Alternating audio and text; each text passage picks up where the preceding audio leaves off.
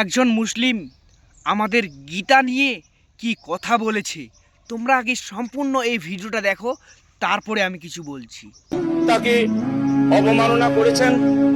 গীতার মধ্যে নাকি এমন জঘন্য কথা আছে, ছেলে তার মাকে, মানে আপনারা বুঝে নিন, সেই রকম কটূক্তি করাতে আমরা এই যে মর্যাদার গ্রন্থ গীতা, যে আজ পর্যন্ত ইতিহাস সাক্ষী আছে, কখনো কোনোদিন এরকম কথা কেউ বলতে পারলো না।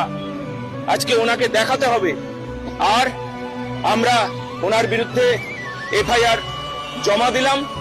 আর এইরকম ভাবে সব থানায় থানায়, যতগুলো থানা আছে সব থানায় থানায় আমরা এইভাবে এই পীরজাদা ফুরফুরা শরীফের আমাদের গীতাকে অপমান করায় আমরা সব থানায় থানায় এইভাবে তার বিরুদ্ধে আমরা মামলা করতে চলেছি।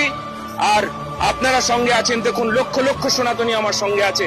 ঠিক এইভাবেই আমরা সনাতন ধর্মের ওপর অবমাননা সইতে পারবো না, সইব না। আমরা প্রতিরোধ করতে জানি, আমরা প্রতিবাদ করতে জানি, আমরা প্রতিশোধ প্রয়োজনে